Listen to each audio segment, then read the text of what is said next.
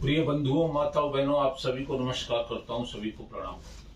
आज मैं आपको श्रीमद् भागवत के प्रथम स्कंद और त्रयोदशो अध्याय के बारे में बताऊंगा, जिसमें विदुर जी के उपदेशों से धृतराष्ट्र एवं गांधारी का वन में जाना बताया गया है।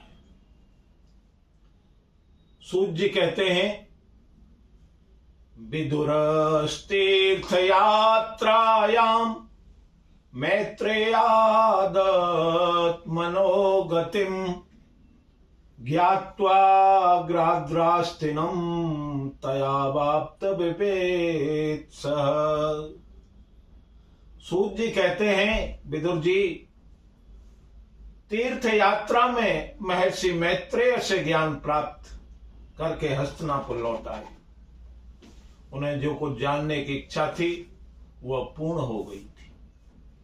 अपने चाचा विदुर जी को आया देखकर युधिष्ठिर, उनके चारों भाई धृतराष्ट्र, युतुष, संजय, कृपाचार्य, कुंती, गांधारी, द्रौपदी, सुभद्रा, उत्तरा, कृपी तथा पांडव परिवार के अन्य सभी नर नारी और अपने पुत्रों सहित दूसरी स्त्रियां सब के सब बड़े प्रसन्न थे। उनकी अगवानी के लिए सामने आए, यथा योग्य आलिंगन किया। युधिष्ठिर ने उन्हें आसन पर बैठाकर उनका यथोचित सत्कार किया। जब वे भोजन एवं विश्राम करके सुखपूर्वक जब आसन पर बैठे थे, तब युधिष्ठिर ने विनय से झुककर उनके सामने ही उनसे कहा। युधिष्ठिर ने कहा, अपिसुमरथ नो युसुमत्व पच्छाया समेधिताम विसद्राणिद स्वागनया दे मोचितायत सुमात्र का। चाचा जी जैसे पक्षी अपने अंडों को अपने पंखों की छाया में रखकर उन्हें सेते एवं बढ़ाते हैं, वैसे ही आप अपने अत्यंत वात्सल से अपने कर कमलों की छत्र छाया से हम लोगों का पाला पोसा है। बार बार हमें एवं हमारी माता को विषदान एवं लाक्षागृह के दहाद्याद विपत्तियां से बचाया है। क्या आप कभी हम लोगों को भी याद करते रहे हैं? आपने पृथ्वी पर विचरण करके समय किस वृत्ति से जीवन निर्वाह किया? आपने पृथ्वी तल पर किन किन तीर्थों एवं मुख्य क्षेत्रों का सेवन किया? प्रभु, आप जैसे भगवान के प्यारे भक्त स्वयं ही तीर्थ रूप होते। आप लोग अपने हृदय में विराजमान भगवान के द्वारा तीर्थों को भी महातीर्थ बनाते हुए द्वारका भी अवश्य गए होंगे। वहां हमारे सुहृद एवं भाई बंधु यादव लोग, जिनके एकमात्र आराध्य देव श्री कृष्ण हैं, अपनी नगरी में सुखपूर्वक हैं न। आपने यदि जाकर देखा नहीं होगा तो सुना तो अवश्य ही होगा। इत्युक्तो धर्मराजेन सर्वतत समर्वणयतः यथानुभूतं कर्मसो विनायदो कुलक्षयम्। युधिष्ठिर के इस प्रकार पूछने पर विदुर ने तीर्थों और यदुवंशियों के संबंध में जो कुछ देखा, सुना और अनुभव किया, वे सब क्रम से बतला दिया। केवल यदुवंश के विनाश की बात नहीं कही।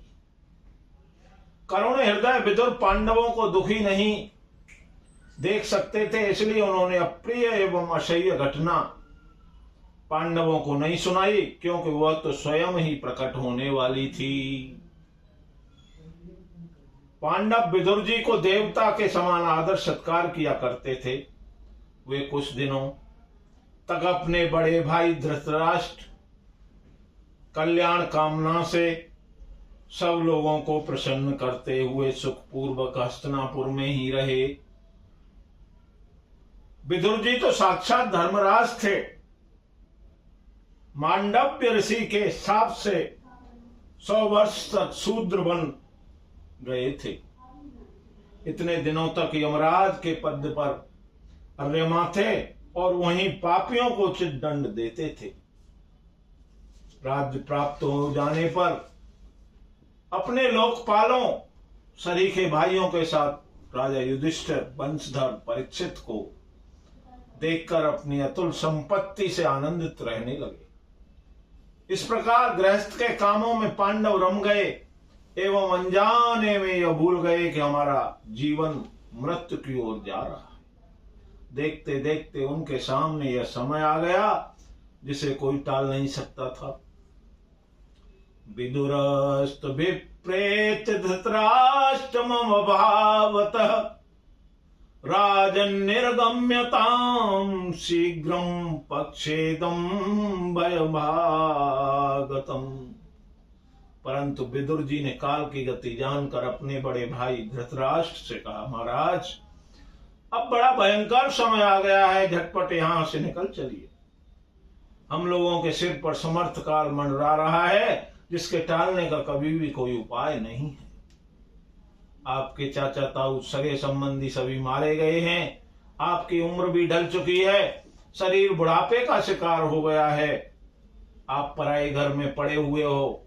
ओ इस प्राणी को जीवित रहने की कितनी प्रबल इच्छा होती है, इसलिए तो आप भीम का दिया हुआ टुकड़ा खाकर कुत्ते का सा जीवन बिता रहे। जिनको आग में आपने जला देने की चेष्टा की, जिनकी विवाहिता पत्नी को अपमानित किया, जिनकी भूमि और धन छीन लिए, उन्हीं के अन्न से पले हुए प्राणों को रखने में क्या गौरव है। आपके अज्ञान की हद हो गई, अब भी आप जीना चाहते हैं। तस्यापि तव देहोऽयं कृपणस्य जीविषो परेत्यन्य चित्तदां जीर्णो वल्र्याबाससीव। परंतु आपके चाहने से क्या हो, पुराने वस्त्र की तरह बुढ़ापे से गला हुआ आपका शरीर आपके न चाहने पर भी क्षीण हुए जा रहा है।